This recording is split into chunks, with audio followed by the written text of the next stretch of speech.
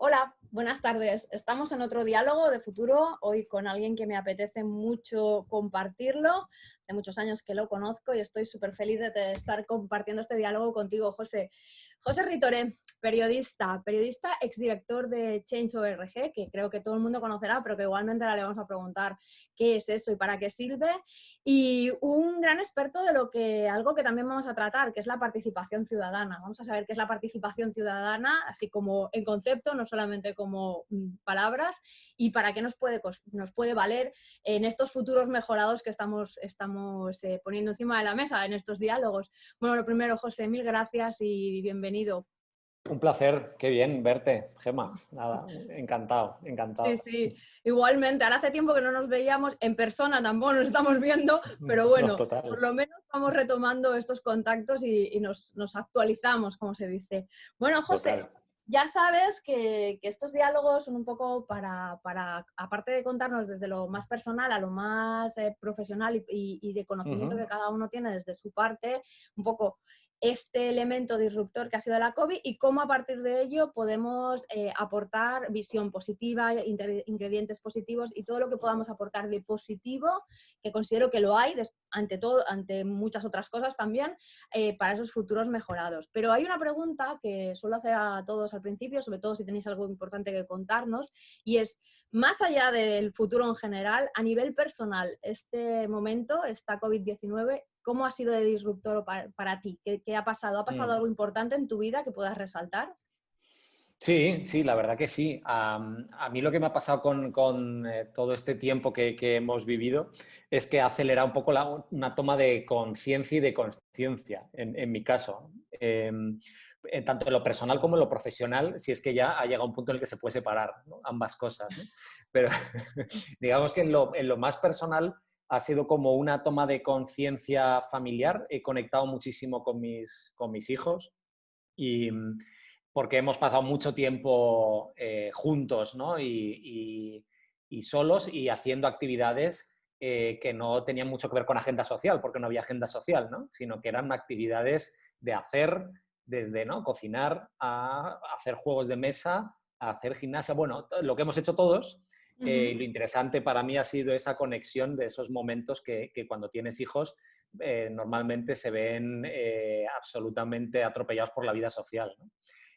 Y en lo profesional fue una época muy intensa en Change y de alguna manera toda esa época aceleró una decisión que yo ya venía barajando, que era pensar en otro tipo de proyecto, ¿no? En un proyecto en el que estoy metido, que estamos ahí si hablamos o no hablamos, y que de alguna manera también tiene que ver con el poder de los ciudadanos o el poder de las personas para tomar, digamos, el control de sus vidas, ¿no? Entonces, a finales de junio decidí terminar en Change y tomarme el verano, que fue estupendo por lo mismo, por esa conexión, y luego empezar un proyecto que está todavía en fase de análisis y de estudio, que tiene que ver mucho con otro tipo de conexión con la ciudadanía, no tanto activista como lo de Change, sino más, por otro lado, más creativo, y que espero que en unos meses podamos ver. Bueno, si en este no nos adelantas nada, haremos otro diálogo para cuando nos lo puedas contar. Bueno, ya has Venga. introducido cosas interesantes como la palabra activismo, que ya la recuperaremos, y algo que no deja de ser notorio y que suma también al conjunto de todos los protagonistas que estáis aquí, ¿no? El encontrar los aspectos positivos que nos ha podido aportar este momento dentro de que siempre digo que no hay que ser naif, el momento ha sido y sigue siendo duro, pero algo de positivo siempre nos ha aportado a todos. Y algo que creo que diferencia tu perfil del de muchos otros, ¿no? Mientras todos de alguna forma estaban más bien viendo cómo se perdían sus puestos de trabajo, tú has tomado una decisión consciente y muy consciente de dar un giro, un cambio de rumbo a tu vida y bueno, o sea, eso como mínimo, si no nos puedes contar más esta vez, en algún momento nos lo tienes que contar. Sí, Bueno, es verdad que, ¿no?, según los cánones, cuando hay tantos cambios alrededor, nos dicen que no es bueno hacer además muchos cambios personales. Pero bueno, la verdad es que a veces ya las cosas son así, ¿no? Y en la parte, es verdad que yo creo que en esa parte de visión positiva, hay una cosa muy clara, es que yo no he tenido digamos que en el entorno directo, personas afectadas por el COVID, ¿no? He tenido esa suerte en mi familia más cercana que no hemos tenido ninguna pérdida o alguna enfermedad gravísima, ¿no? Y eso creo que cambia un poco radicalmente mi visión de las cosas, sobre todo porque al mismo tiempo lo que vi durante febrero, marzo, abril, mayo y junio en Change es justo el gran drama humano que se estaba viviendo en España y lo viví 12 horas al día, ¿no? Desde un otro punto de vista, no, evidentemente nada que ver con el drama ¿no? que ha vivido mucha gente con familiares cercanos o los sanitarios, etcétera, pero sí que había una cámara de eco en Change en ese momento, era la gran cámara de eco de las protestas ciudadanas porque no se podía salir a la calle y desde luego que tuve una inmersión en las vidas de otros que fue muy intensa, pero que de alguna manera sí estaba siempre fuera de mí, ¿no? Claro, y supongo que eso, si lo pones en la balanza con tus hijos, pues no hay color, o sea, yo también lo entiendo, ¿eh? También se ha vivido muy diferente esto cuando hay niños alrededor. Yo creo que dan un impulso que bueno, imagino Sí. que es el motor y el impulso para todas esas cosas.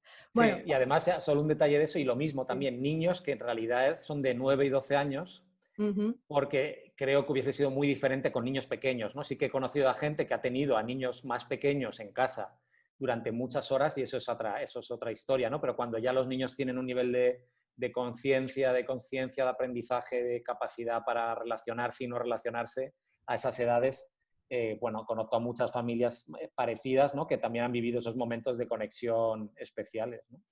totalmente.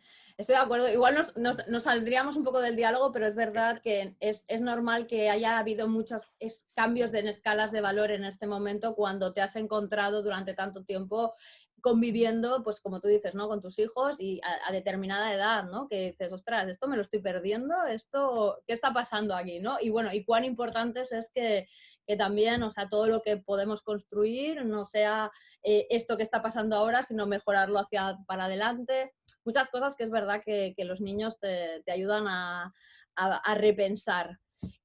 Vamos a pasar un poquito. Venga. Venga. Siguiente pregunta que os hago a todo, y en este caso sí que sé que por lo menos lo tienes en tus manos, que ya es mucho y sé que lo has empezado. No te pido ni mucho menos que lo hayas acabado, pero bueno, puedes tener ahí ya por lo menos unas cuantas opiniones ojeando. Los 12 mandamientos. Los 12 mandamientos, cuando han llegado a ti y los has tenido en tus manos y tal, ¿qué te han parecido y con cuál de ellos? Siempre es un poco, porque me hace pensar y me gusta también mucho vuestra interpretación, que al final uno escribe para los demás. Claro. Pues tu interpretación de ellos en global y quizás cuál resaltarías porque fue como dijiste, estos son míos, estos me han hecho pensar. Claro, sí, a mí, claro, me resuena muchos, sobre todo los relacionados con el propósito, ¿no? Entonces, el 6, ¿no? El piensa primero en tu propósito y luego actúa. El 11, descubre tu ikigai personal, ¿no? Que también es muy relacionado con el propósito, ¿no? De hecho, en el confinamiento leí un libro, un libro de Francesc Miralles, no el de Ikigai, sino uno en el que justo entrevista a un montón de gente a raíz del confinamiento. Y Francesc Miralles tiene un libro sobre el Ikigai. Y todo lo que, y evidentemente los que a lo mejor tienen que ver más con el empoderamiento, ¿no? Como el 9, el todos somos parte del cambio. Es por lo que digamos que son los que más resuenan porque evidentemente tengo un sesgo hacia eso, hacia el propósito, hacia el cambio, hacia el poder de las personas, ¿no? Hacia el movimiento capaz de generar a un ser humano, ¿no? Y es cierto que hay otros que los ubico más en el entorno, en la naturaleza, en la conexión con la naturaleza, medio ambiente, etcétera, conexión con los otros, me tocan, pero definitivamente me tocan muchísimo más el 6, el 9 y el 11, ¿no? Son los que más me tocan. Totalmente. Te voy a hacer una cosa. Tu sesgo es muy puntero, es muy art of the take, ¿vale? Tu sesgo te lo dice la de las tendencias, ¿vale? Genial, Tu me sesgo es alegro. muy puntero. Mira, si hay algo que estoy tratando, recalcando y poniéndole un énfasis especial tanto en la formación de Grow to Impact, como ayer, por ejemplo, que di una conferencia en la UOC, y en proyectos ya, pues incluso para compañías, es la necesidad de aunar el propósito personal con el propósito del proyecto que sea. Me da igual si es de compañía como si es el de emprendedor, que normalmente cuando es en emprendimiento suele estar muchísimo más unido, ¿no? Porque uno emprende desde lo que conoce, desde lo que quiere, ¿no? Pero cuando llega a una compañía, las cosas, aunque llegues con el mejor intención, muchas veces acaban siendo más complejas de unir esos dos propósitos. La retroalimentación que se produce con ello es energía multiplicadora. Y estoy muy de acuerdo, ¿no? El hecho de impulsar desde el propósito la posibilidad de hacer grandes cambios desde las personas, ¿no? Entonces, por eso te digo que Qué tu bien, me sesgo alegra, es sí. muy puntero. Tu sesgo es muy Claro, puntero. también es el sesgo que he vivido quizá profesionalmente más en los últimos años y que al mismo tiempo, por una serie de cuestiones de mi vida personal, pues también me han hecho entenderlo mucho, ¿no? Digamos que preguntarme muchas cosas, profundizar mucho sobre todo ese mundo del propósito, ¿no? Y de la energía también personal, etcétera, ¿no? Entonces yo creo que hay un elemento también de trayectoria personal vital, además de trayectoria profesional, que me lleva Claro, hacia ahí, ¿no? totalmente. Mira, voy a aprovechar, no te la iba a preguntar, pero defíneme tu propósito. ¿Qué es lo que es para ti un propósito? Pues mira, casi el propósito dices mío vital, ¿no? No, el tuyo si quieres también, pero si tuvieras que definir, tú entras en una clase, entras en un proyecto y dices, o sea, el propósito es importante. Y alguien te pregunta, pero a ver, ¿qué es el propósito? Hoy, ¿eh? Ya no te digo en general, ¿qué es el propósito para ti? ¿Qué es la definición? Pues mira, yo me iría casi a frases, frases de estas un poco quotes, ¿no? Que hemos visto en muchos sitios y que para mí le dan forma a cómo entiendo el propósito, ¿no? Me gusta mucho esa de encuentra aquello que amas y deja que te maten, ¿no? Find what you love and let it kill you. Sí, este también es la dice Peter Diamandis, de la Singularity, también. Sí, Claro, sí, ¿no? sí, Ese sí, es un sí, clásico. sí. E incluso yo creo que hay una también que puede ser de Bukowski que tiene que ver con si no te arde, ¿no? Si no te sale de muy dentro, es como que no va a haber, ¿no? No va a funcionar. No sé cómo es la quote exactamente, ¿no? Totalmente. Yo digo lo de sácalo de tus entrañas, ¿sabes? Si no lo tienes, Claro, sí, es un proceso introspectivo, la verdad. O sea, sí, sí, sí. En ese claro, aspecto claro. creo Y que luego, estamos... Dime. total, ¿no? Y luego también es entender a lo largo de tu vida y de tu trayectoria, también un poco entender tus talentos o intentar descubrir eso, ¿no? Que hay un libro también muy interesante de esto, de Ken Robinson, que es el elemento, ¿no? Descubrir un poco cuál es el elemento, tu elemento personal, en aquello en lo que puede ser mejor, ¿no? Aplicando toda tu creatividad. Y yo creo que en mi caso es generalmente lo que te digo, lo que está muy vinculado a entender cómo desarrollar el potencial de personas en el ámbito social, cultural, educativo, ¿no? Ahí me considero como un explorador y del potencial de gente que tiene grandes historias y me encanta ayudarles a convertirlas en cosas, algo todavía más grande, ¿no? Y que tengan como un objetivo hacia el que dirigirse con esa energía que puede nacer de una historia personal, de un trauma, de una pérdida, de un talento. Tiene que ver con eso, ¿no? Yo creo que ese trabajo personal que cada uno hace, me identifico ahí bastante, ¿no? Como eso que también en inglés es que en inglés suena todo mejor, ¿no? Lo de Sí, unleash your potential, ¿no? Y todo esto, ¿no? Pues, y creo que es empowerment, ¿no? la lengua madre para según qué cosas también, sí, es cierto, es Claro. cierto. Me encanta lo de desarrollar o ayudar a desarrollar ese talento personal que cada uno tiene, porque realmente estoy muy de acuerdo de que todos tenemos tantos talentos o tenemos talentos y parece que la sociedad quiere que solo tengamos unos determinados talentos y que todos tengamos que pasar por el mismo embudo de los talentos, ¿sabes? Y al final Exacto. acabamos unos cuantos sobresaldrán porque igual sí lo tienen, pero el resto acaban metiéndose en un traje que no les toca. Y dices, ostras, pasarte toda una vida en un traje que no te toca es una pena, la verdad. Bueno. Total, y en esa conexión, y perdona que te interrumpa, claro, a mí lo que me parece, en realidad lo que me parece muy interesante es que es bastante egoísta, porque al final al conectar con toda esta gente absorbes muchísimo, ¿no? Absorbes mucha energía, mucho conocimiento, a muchas ideas. Y hay una cosa que también escribí hace muchos años sobre ella, sobre el altruismo, y llevo trabajándola bastante, y también hay un libro ahí en el que estoy trabajando que espero que salga en el verano, que el altruismo y el egoísmo están más vinculados de lo que imaginamos, ¿no? El egoísmo del bueno, ¿no? Que es el altruismo, ¿no? Al Ujú. final, lo que he descubierto en tantos años en Change con tantos activistas es que todo, generalmente el activismo nace de una pérdida o de una indignación personal, pero Ujú. acaba generando un nivel de recompensa tan alto para el activista que se convierte en egoísmo, en el sentido de que lo continúan haciendo porque se sienten tan bien haciéndolo que es imposible disociar egoísmo de altruismo en según qué momento, ¿no? Entonces, bueno, ya te digo que ya hay un punto muy interesante, ¿no? Me ha encantado, ¿eh? Mira, me ha gustado mucho lo del activismo nace una pérdida. Esto creo que, sabes que tengo siempre algunas frases que os escojo, esta me gusta mucho y al final, o sea, casi casi podría decir que para ti un poco esa conexión, el conectar, tiene un punto egoísta por lo muchísimo que absorbes y me he sentido súper Claro. identificada, ¿no? Porque en el fondo siempre digo que para mí los diálogos con vosotros son como que luego lo transmito al resto, ¿no? Pero para mí son masterclass con cada uno de vosotros. Qué bueno, La qué gozada bien. que es poder poner en común un montón de cosas y el montón de cosas que me contáis es como, bueno, o sea, por eso lo que digo, que sí que es verdad que Sí, conectar tiene sí, un sí. punto muy egoísta del bueno. Claro. Claro, es verdad que yo ahí soy, como soy también periodista y he hecho muchas entrevistas y mucho reportaje de contenido social, ahí también me siento un poco como actor, ¿no? En el sentido de esos actores que sufren esas catarsis cuando interpretan a personajes y que luego siempre cuentan, ¿no? Es que esa posibilidad de meterme en la vida de otra persona me parece fascinante, ¿no? Entonces, bueno, al final esa posibilidad de estar durante un tiempo cerca de un activista o entrevistar profundamente a alguien ¿no? Y detectar ahí cosas increíbles, pues eso es alimento también, ¿no? Es un alimento personal, ¿no? Indiscutible, ¿no?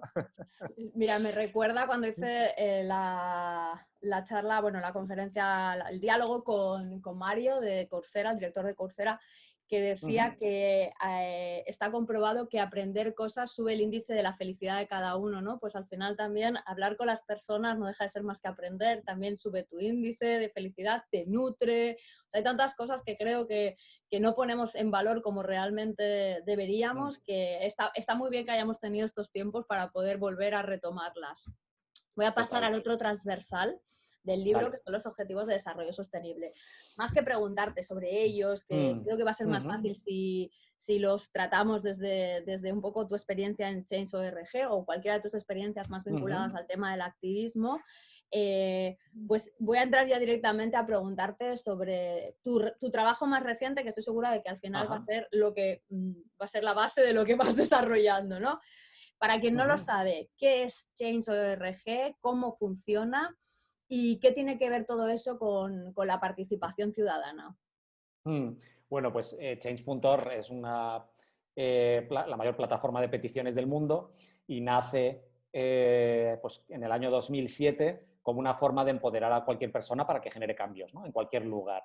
El objetivo, digamos, fundacional, la misión, ¿no? El propósito es decirle a cualquier persona que una persona es capaz de iniciar un movimiento y generar cambios, ¿no? Ese es el gran mensaje, ¿no? Y la forma en la que lo ha hecho Change es a través de una plataforma digital que reúne campañas, que reúnen firmas, ¿no? Y que con esas firmas y con ese apoyo ciudadano presionas, digamos, a los decisores, a las personas o a las instituciones que quieres que hagan algo concreto, ¿no?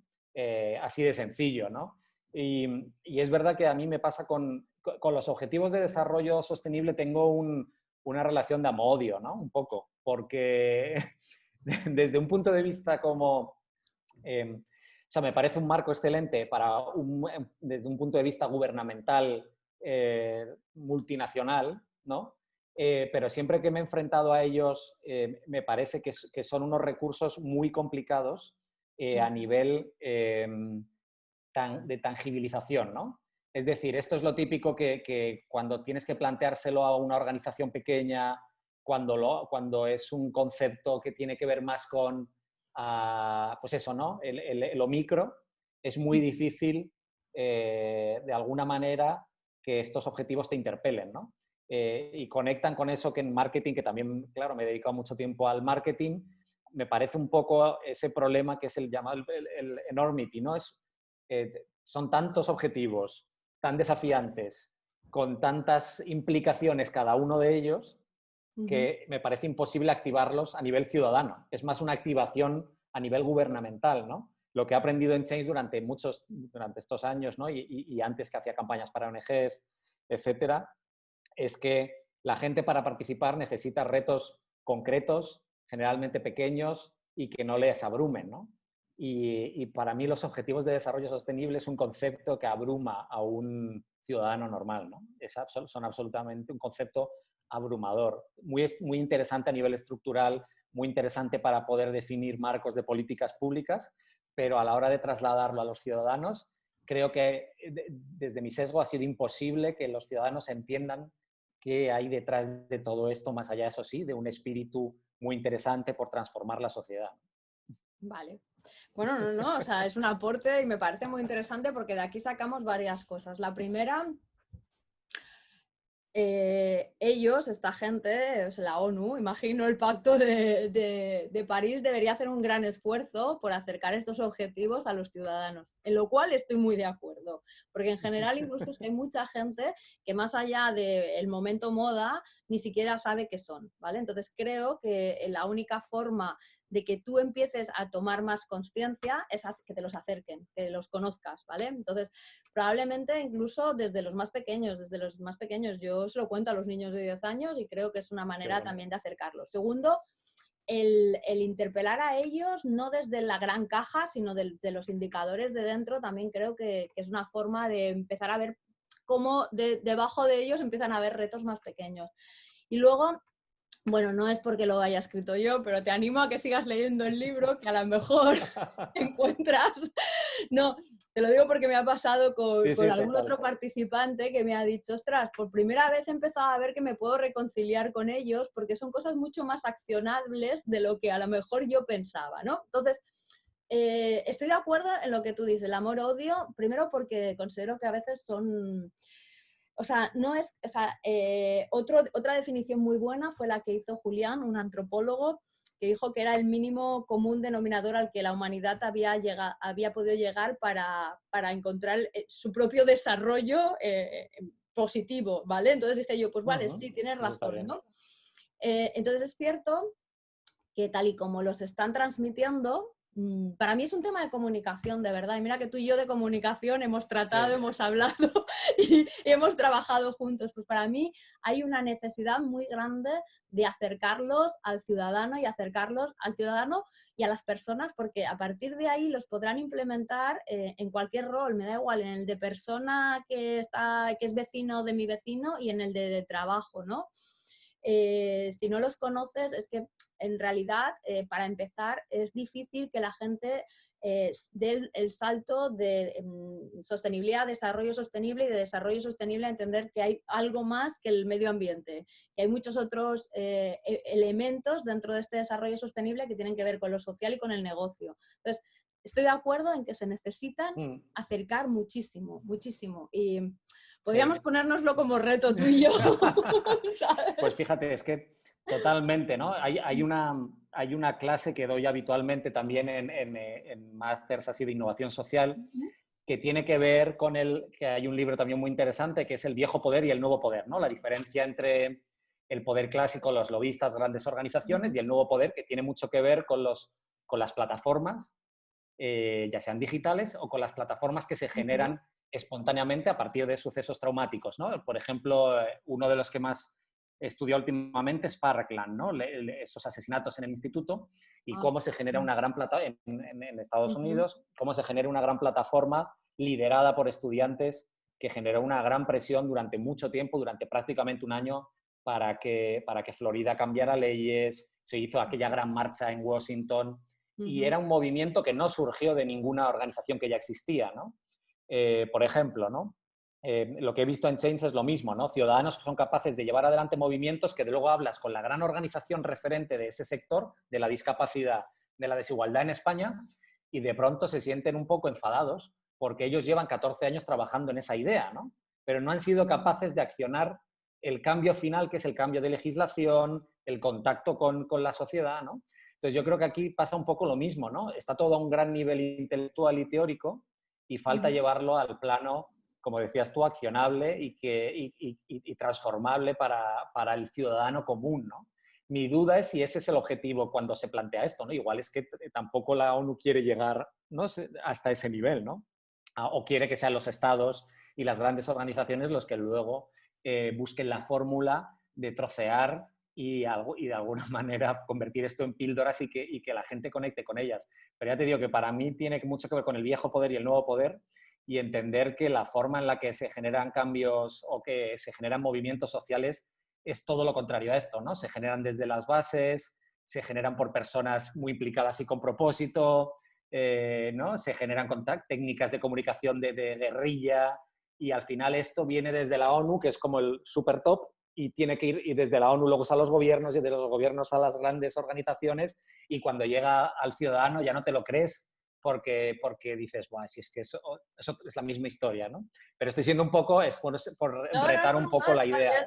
bien. Está bien porque al final aportas una visión diferente que me parece, bueno, mi visión es que, o sea, yo los he puesto en la base para irlos elevando hacia arriba, ¿sabes? O sea, porque Bueno, eso está realmente genial. pienso que tenemos el derecho a, si ya que nos los han puesto, o sea, yo soy de las de pensar, a ver, a mí me han dicho que yo tengo que llegar, o que ellos han decidido que en el 2030 tenemos que llegar aquí, ¿vale? Me gusta, o sea, como futuro me gusta, entonces, bueno, porque podrían Total. haber decidido algo que no me gustara, pero esto me gusta. Pero vamos, lo que no voy a poner es el peso en que ellos van a tener lo que hacer, porque entonces vamos mal, ¿sabes? Ya me he dado Claro. cuenta de que si tienen que hacerlo organizaciones, instituciones, políticos, no. Entonces, yo ya me empiezo a poner las pilas para decir, o sea, si tenemos que llegar, pongamos maquinaria todos, ¿sabes? Porque creo que es la única forma de que por lo menos nos acerquemos un poco más y no nos desviemos tanto del camino. Entonces, digamos Claro, que total. creo que la visión no es diferente, sino que yo creo que tenemos que encontrar el punto común y ahí... La forma de llegar. Quizás que yo también pienso en términos muy de comunicación y de movilización, uh-huh, ¿no? Y me voy, por ejemplo, al número 2, ¿no? Hambre cero, por poner un ejemplo, ¿no? Y quizá ahora voy a hablar más en coordenadas quizá de marketing, ¿no? Este es el típico caso. Durante años las grandes ONGs que trataban los temas del hambre lanzaban unos mensajes a la sociedad que eran justo la enormidad, ¿no? Mensajes con los que los ciudadanos eran incapaces de sentirse identificados, porque era ayúdanos a acabar con el hambre en África, ¿no? Y tú dices, si yo soy un humilde ¿no? Habitante de Madrid, tengo 2 hijos, bueno, pues ¿cómo voy a acabar yo con el hambre, ¿no? Y de repente se dieron cuenta, y después el tipo de mensaje que hacían para intentar conectar con la sociedad es, en vez de decirte ayúdanos a acabar con el hambre, te enseñaban a un niño generalmente desnutrido con una cooperante al lado, y te uh-huh, enseñan una pastillita que se llama Plumpinut, que es un compuesto vitamínico y alimenticio que ayuda a paliar la desnutrición, ¿no? Y entonces en la comunicación ya te dicen, con una donación podemos comprar no sé cuántos Plumpinut y esto va a salvar a no sé cuántas personas, ¿no?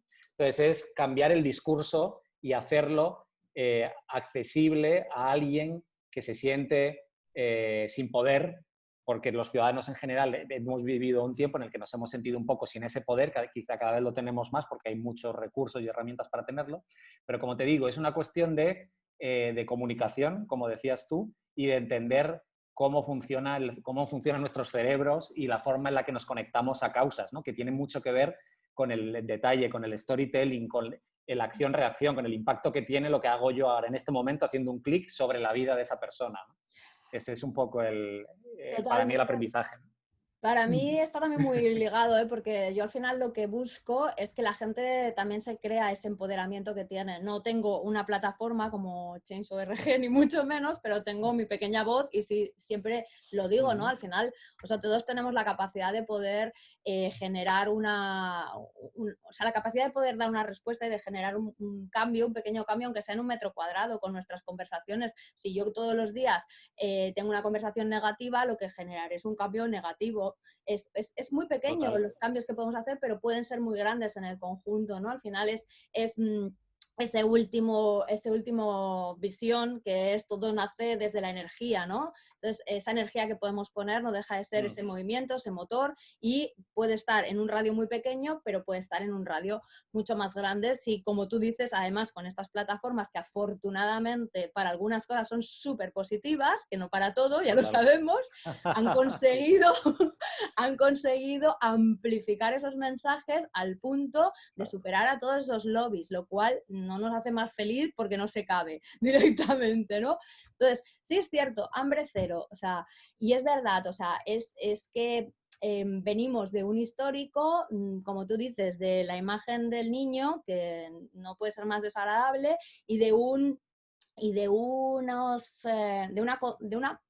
conciencia como ciudadano pensando que todo lo van a solucionar otros, ¿no? Dejando la responsabilidad en manos de otros.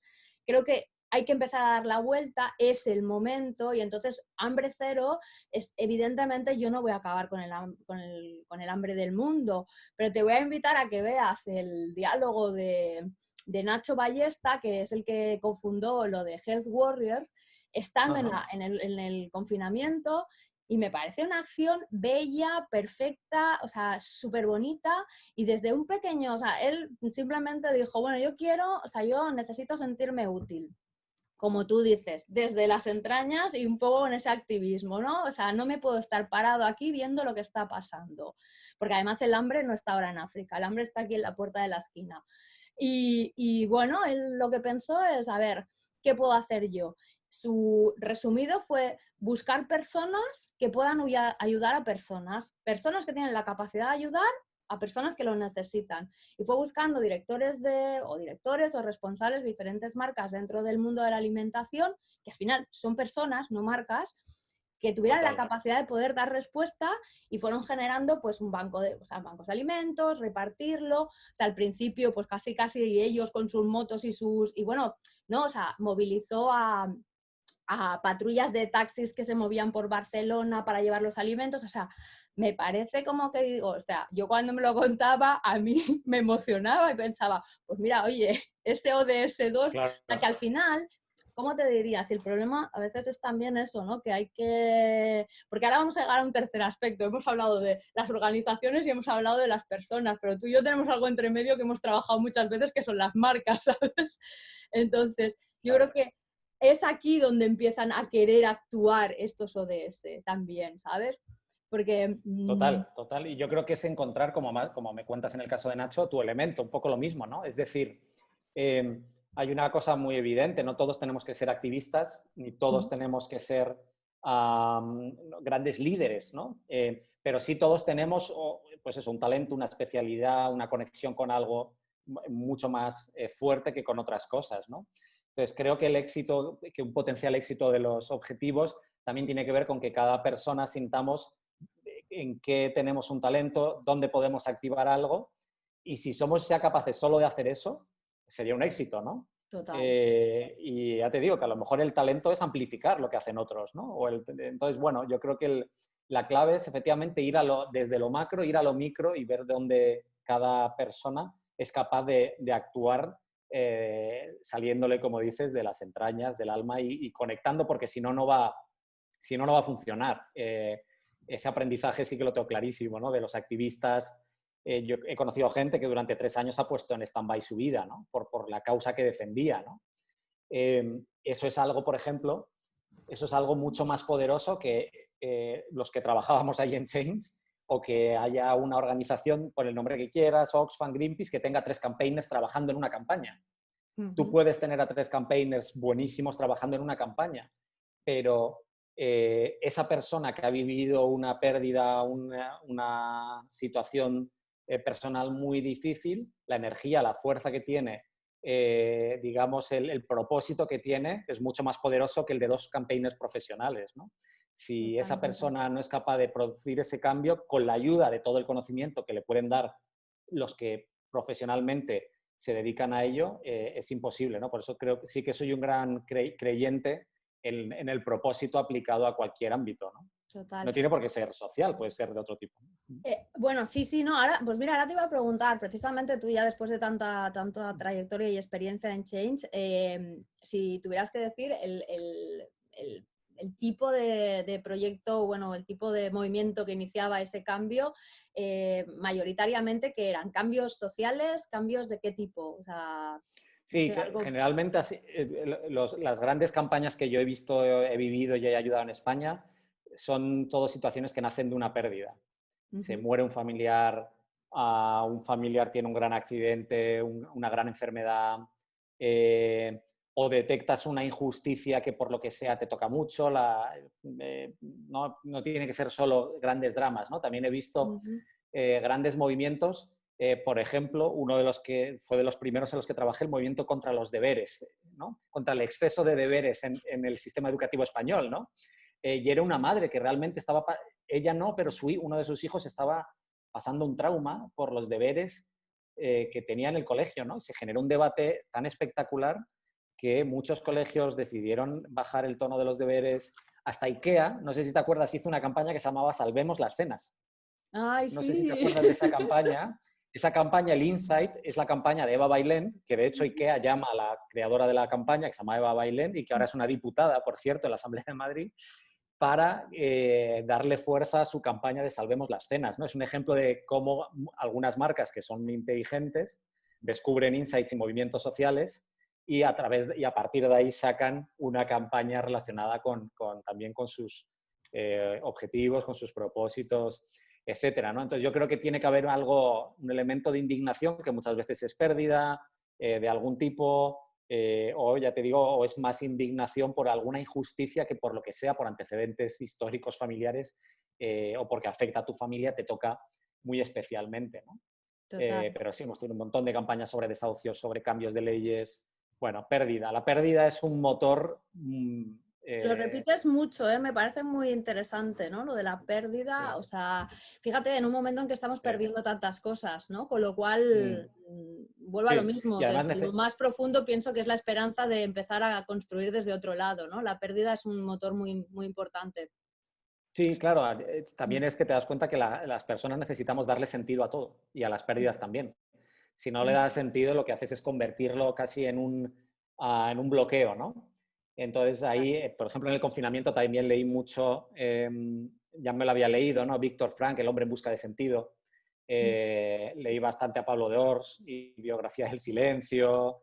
eh, y bueno, y el que es muy interesante, El hombre en busca de sentido, de Víctor Frank, que era un psiquiatra judío y austriaco que vivió en los campos de concentración, lo vivió desde el punto de vista personal y también como psiquiatra, ¿no? Ujú. Y para él lo que decía, y que tiene mucho que ver con el propósito, es que solo aquellos presos que tenían un propósito sobrevivían. Vale. Y es muy interesante cómo cuenta que el hecho Ujú. de que fueras fuerte físicamente no te garantizaba nada. De hecho, dice, las personas que más aguantaron generalmente eran personas que no eran fuertes físicamente, pero tenían un gran mundo interior y una gran capacidad de proyectar su propósito fuera del campo de concentración, ¿no? De tener una esperanza, una idea de qué voy a hacer Sí. después de esto, ¿no? La lucha, Entonces, el no bueno, tirar la toalla, claro, toda esta serie de claro, ¿no? cosas. Entonces, Sí, sí. mucha gente le daba sentido, ¿no? Ujú. Y él mismo le daba sentido a toda esa estancia pensando en el libro que iba a escribir sobre sobre todo lo que estaba viendo y viviendo, ¿no? Que es muy Totalmente. interesante, Sí, sí, claro. o sea, y más, o sea, conforme me cuentas más casos, ya no solamente de los libros, sino de lo que han sido los casos que has vivido como, bueno, como en Change, o sea, más me doy cuenta de que al final están absolutamente ligados a este desarrollo sostenible, pero o desde la pérdida o desde el sentido común o desde algo que no tiene que estar aquí, o sea, organizadito y tal, pero que creo y que estoy convencida de que si esta gente acercara a los ciudadanos serían más capaces todavía de empoderarse para pedir y mover y movilizarse más. Lo que pasa es que a veces ha sido muy interesante tener controladas a las masas. Entonces, bueno, o sea, Exacto. ahí estamos entre a ver si los Claro, lanzamos o... ¿sabes? y es que Bueno, uno de tus mandamientos que tiene un poco con esa capacidad de perder el control, ¿no? sí, el del caos. ¿No? Mm. El del caos, ¿no? Eh, Eso es muy interesante porque lo mismo, ¿no? Uno de los grandes aprendizajes de trabajar al final en una plataforma es que o pierdes el control o las cosas no van a funcionar. Y eso a las organizaciones no les gusta nada, ni a las empresas, ni a las grandes ONGs, ni a los gobiernos, ni a los ministerios. Entonces, ¿qué es lo que pasa? Que todas las grandes empresas, organizaciones siempre intentan controlar todos los elementos de una campaña, del mensaje, de la movilización. La diferencia con los movimientos sociales que nacen un poco desde la base y que luego son empujados por plataformas es que su esencia un poco es el caos, en el sentido de que si no les dejas que fluyan de esa manera, se van a agotar, ¿no? Si intentas enseguida cerrarlos, estructurarlos, etcétera, al final dejan de tener sentido, ¿no? Porque viven un poco también de esa energía que se genera en el caos, ¿no? Y eso es algo que también cuento mucho a muchas organizaciones clásicas ONGs a las que les doy cursos, que les digo, intentad no controlar tanto todo, porque lo que os pasa es que al final vuestros propios voluntarios están hasta cansados de proponeros cosas y que paséis de ello, vuestros socios, vuestros trabajadores, pero aplícalo a cualquier empresa, ¿no? En la que al final todos los mensajes que llegan desde abajo son absolutamente parados desde arriba y la gran frustración se genera en todos los niveles, ¿no? Entonces, también me gusta lo de aprende a abrazar y manejar el caos y a perder el control de determinadas situaciones, Me gusta movimientos y esto de momentos. que los movimientos que nacen así desde esta plataforma, su esencia es el caos, ¿no? Porque es cierto, o sea, mira, tampoco lo había pensado mucho, pero bueno, al final vuelve a lo mismo, o sea, le están intentando poner ciertas puertas al cielo, ¿no? En las plataformas. Y ahí no voy a entrar en el dilema social y todo eso, pero en realidad yo creo que fue la magia y la magia que tienen, ¿no? El hecho de que por fin, por una vez, uno se puede sentir con cierta libertad para hacer y decir y empoderado para no tener esas fronteras ni esos límites en los que llevamos viviendo, pues no sé, los años de los años, Muchos ¿no? años, claro. Entonces, Totalmente. pues nada, aquí vamos a ir acabando, José. Pero Venga. para acabar me gustaría, mira, voy a dejar de compartir, así nos vemos los dos. Me gustaría que vuelva a lo mismo, ¿no? O sea, como tú y yo nos hemos conocido trabajando para marcas, como además hemos hablado de organizaciones y hemos hablado de personas, para acabar me gustaría que me dijeras hoy, ya con tu visión de todo, ¿qué rol crees? ¿No? O quieres, ¿eh? Quieres y quieres, ¿vale? Sí, eso está bien. Que tengan las marcas ya no solo en este presente, sino un poco apuntando a futuro. Pues yo creo que es muy relacionado con lo que venimos diciendo al final y lo que decías tú, ¿no? Las marcas son personas al final y las personas pueden tomar decisiones que no solo, digamos, que beneficien a los accionistas, ¿no? O a los propietarios de la empresa, ¿no? Sino que también pueden tomar decisiones que benefician a la comunidad, ¿no? Entonces, no sé lo que hablarías con otra gente de RSCs de marcas, que me parece muy interesante, me miraré alguna charla, ¿no? Porque es muy interesante cómo tradicionalmente, y yo que he trabajado 11 años en la obra social de Caja Madrid, conozco también bien el mundo corporativo, ¿no? Y también conozco como muchas veces muchas empresas se han sentido obligadas, porque tenían, en el caso de las cajas de ahorros, ¿no? Tenían que devolver por ley una parte de lo que ganaban a la sociedad, ¿no? Luego ha habido muchas empresas que se han sentido obligadas a tener por puro maquillaje un departamento de RSC, ¿no? Y de pronto ahora ya sí parece que ya hay empresas que se lo creen, pero se lo creen no por las empresas, yo creo que se lo creen porque empieza a haber gente dentro de esas empresas que están teniendo la capacidad, la energía y el entusiasmo para convencer a todo el mundo y a los mandos directivos, y seguramente ya hay muchos mandos directivos que son un poco más de esta generación, capaces de entender el impacto que tiene una empresa en todos sus stakeholders, ¿no? Que no se trata solo de hacer RSC y de dar ayudas a 10 ONGs o de replantar 1 millón de árboles porque queda muy bien para hacer una campaña de publicidad, ¿no? Se trata de entender que si produces un determinado tipo de producto, cómo impacta en todo el ecosistema alrededor tuyo. Y yo creo que cada vez se entiende más, y si se entiende definitivamente como para que sea un gran éxito, será por las personas que lo movilicen dentro, ¿no? Que sean capaces de convencer a los dueños, a los CEOs, a los directores de marketing, etcétera, de que es el único camino posible, ¿no? Totalmente, muy de acuerdo. Y has introducido otro concepto que para mí es clave, el impacto. El impacto que podemos generar con todo lo que hacemos, desde las personas hasta las personas que están detrás de las marcas. absolutamente.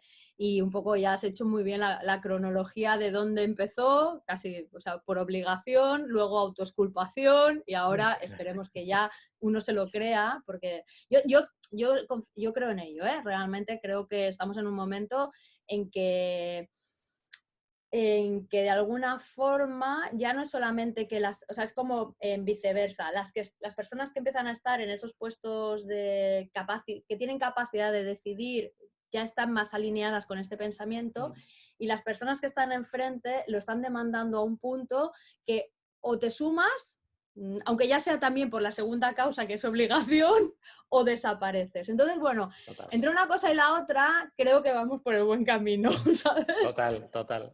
Pues nada, José, aquí te dejo. Qué bien. Lo único que como siempre al final, si tienes tiempo y quieres, pero no pasa nada, yo os dejo siempre un mini apartado final por si me queréis hacer a mí alguna pregunta que tenga que ver con el libro, conmigo, con el momento, lo que queráis. Y si no, no, ¿eh? Tú mismo. Tú mismo. Pues mira, hay una cosa claro, tú estás en contacto con muchas marcas, con gente que trabaja en marcas, y me parece interesante esto último que has dicho de tú percibes, porque yo en la época en la que he estado en Change he estado quizá más en contacto con el mundo institucional que con marcas, ¿no? Y he visto algo, ¿no? Pero tú sí percibes esos movimientos, ¿no? En las grandes marcas hacia el compromiso real y no hacia el maquillaje, ¿no? Lo percibo, lo percibo. No digo que todo apunte perfecto, ¿eh? O sea, ni mucho menos, pero sí lo percibo.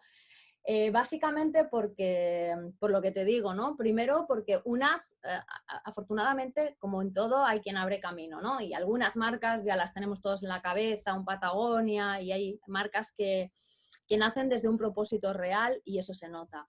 Te pondré otro ejemplo y ese diálogo, por favor, escúchalo con Marcela de Crepes and Waffles, porque hablamos, no sé si conocerás la marca, pero Sí, sí, sí.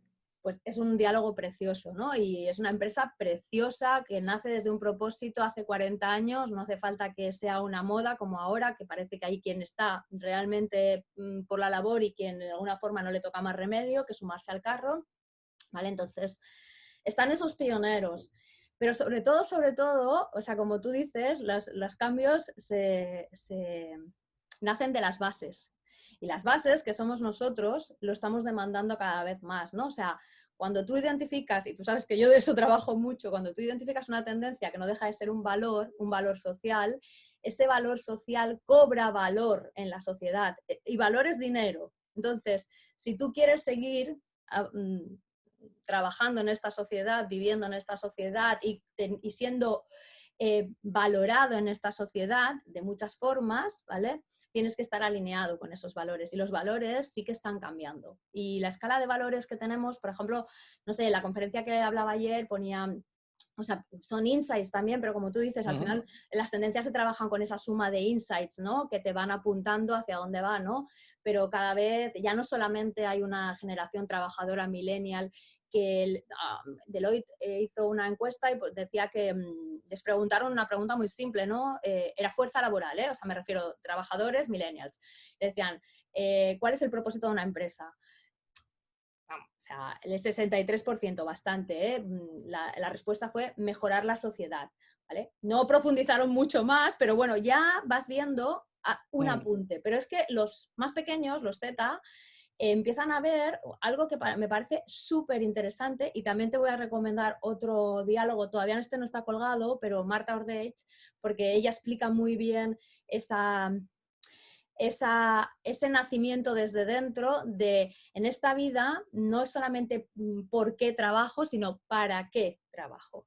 Y el para qué es más importante ahora mismo o va a empezar a coger más importancia que el por qué. Y si hay mucha gente que empieza a pensar para qué trabajo, va a tener que, o sea, si tú quieres capturar talento, tendrás que capturarlo así, talento motivado, ¿vale?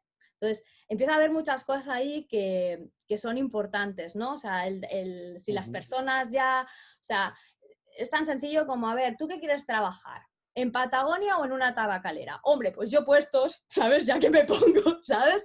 Pues empezamos con Total. estos pequeños detalles y vamos sumando. Entonces, sí considero que estamos en un momento en que apunta hacia ahí, pero apunta. Es cierto que van a ser claves los próximos años y claves en muchos sentidos. También tenemos un riesgo muy grande con la economía tan devastada que nos ha quedado y que realmente pues todas aquellas empresas que de alguna forma también quieren ser cada vez más éticas y todos aquellos consumidores que quieren no se encuentren en la posición más oportuna para poderlo hacer. Con lo cual tenemos que estar todos un poquito ayudándonos también para que eso tire adelante. Ocurra. Sí. Qué bien. Oye, miraré el ejemplo de Crepes and Waffles. Me interesa echar un ojo. Sí, Y está la charla. colgado, Marcela está colgada, sí, Guay. se colgó en el Genial. último bloque, no está todavía anunciado, pero está colgado y te lo recomiendo porque es bello, es bello. Genial. Oye, Qué pues bien. nada, Oye, pues muchas gracias. muchísimas gracias, nos despedimos y seguimos hablando, ¿vale? Próximamente Vale. con tu proyecto, ¿vale? Venga, genial. Un abrazote. Un Chao, abrazo. chao.